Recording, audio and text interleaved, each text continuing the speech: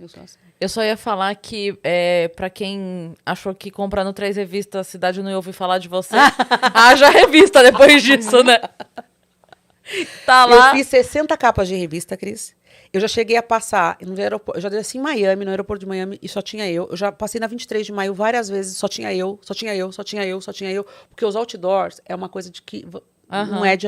Quem tá me ouvindo agora não sabe, não tem ideia do que é. Não, foi eu proibido há peguei muitos outdoor anos. aqui.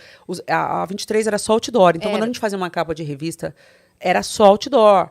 Os aeroportos era só outdoor. As bancas de jornal, que hoje tem tão poucas, quase não tem, era só... E estampada. Era em vidro para poder projetar a revista, poder vender a Isso. revista. Então, era muito isso. Eu vivi momentos mágicos mesmo, mágicos. Caramba. Mas também não se ganhava o que hoje uma youtuber ou uma influencer ganha em um Claro, post. Claro. É. Uma estrela global, porque a gente, mesmo não sendo global, pagava contador, advogado, contrato, o que sobrava era muito pouco, perto do que hoje ganha fazer um post. A JK, num post dela, ganha o que uma estrela maior da Globo nunca ganhou para fazer a capa da Playboy. Sim.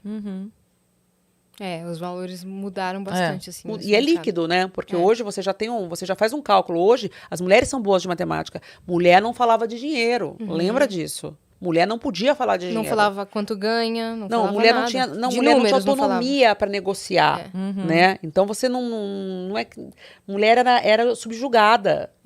Então hoje já não, Sim. né? Hoje já se fala de dinheiro. Então quando você E vai pra fazer você, naquela post época, ganhar mais que o cara que você saía? era uma loucura. Hoje ainda é. Era uma loucura. Bem complicado. E quando eu escolhia pessoas alternativas, porque eu nunca namorei milionário, eu nunca gostei. E eu era objetivada e era ascensão social. Porque era dual em São Paulo. Tinha pessoas que não gostavam da Renata Banhara, mas tinha homens que eram encantados com a Renata Banhara. Porque era uma ascensão social.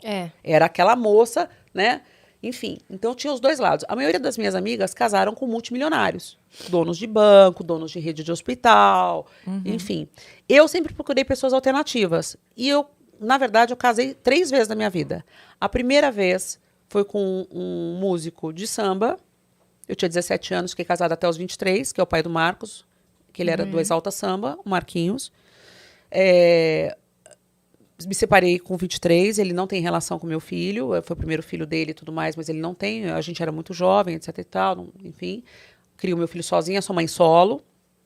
Vou falar do meu filho agora, fazer um comercial. Meu filho está se formando em economia e administração pelo INSPER, é bolsista, mérito dele, o cara é batalhador, o cara é guerreiro, o cara dorme 3 horas e meia por dia também, porque ele trabalha e estuda, ele trabalha em faculdade integral. O INSPER é uma ótima instituição. E o meu filho é ótimo. O INSPER é uma ótima instituição, agradeço demais o INSPER, mas esse menino deixa sangue, suor e lágrimas dele, porque ele é um vencedor. Ele não come, ele não almoça, ele não tem tempo. O menino é fora da curva.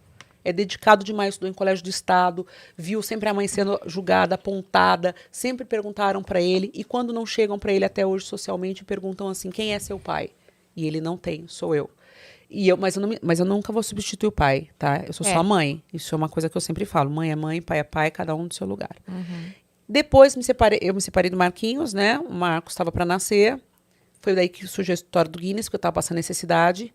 E aí eu criei o Guinness para poder reativar, porque eu fiquei sozinha com uma criança e sem nada. Esse negócio de pensão alimentícia e tudo mais inexiste, não é bem assim. Então já não dá é bem pra entender assim. até melhor a sua força para terminar esse circuito. A gente estava morando eu estava morando com meu filho numa sala, enfim, num lugar horroroso, num quartinho assim. Saí do sambódromo com meu carro, com meu apartamento, com tudo reconstruído. A força também veio disso, veio da maternidade. Aí, fiquei 2 anos solteira, conheci o pai do Breno, o Frank Aguiar. Casei com o Frank, nós ficamos 5 anos juntos. Também separei por alguns problemas, tive desertos. A gente era muito jovem, mas tenho muito respeito porque ele é um bom pai e ele ama o filho dele. Ele ama demais. E, assim, pai, eu acho que o mais importante é você ter o seu pai. Eu sei a dificuldade do meu filho que não tem pai e do meu filho que tem pai. É pai presente. Eu sei o que é. Então, eu sei o que é ser mãe solo e eu sei o que é dividir as responsabilidades. Então, eu tenho muito respeito pelo Frank, muito carinho pelo Frank, mas uma relação que não deu certo, como tantos outros casamentos que também não dão. Aí depois fiquei um tempinho sozinha, casei, fiquei mais 10 anos casada, também não deu certo, Cris. Deu certo por 10 anos. Deu certo por 10 anos. Aí eu tive um problema de saúde, era um casamento perfeito, 10 anos de casamento perfeito. Meu ex-marido tinha uma filha, eu tinha 2 filhos, era uma relação, nunca teve palavrão, nunca teve briga, nunca teve discussão, esse negócio de que o agressor você conhece porque dá sinais, não tinha sinal nenhum, não era do meio artístico, era uma pessoa normal, da vida real, também fui muito julgada, né? Você casou com o artista, então o problema era você escolher o artista. Sempre o problema é nosso, né? Sempre a culpa é nossa. Aí eu conheci uma outra pessoa, casei com essa pessoa, tive um relacionamento saudável durante 10 anos. Eis que eu descubro um problema de saúde grave e fiquei 1 ano e meio internada.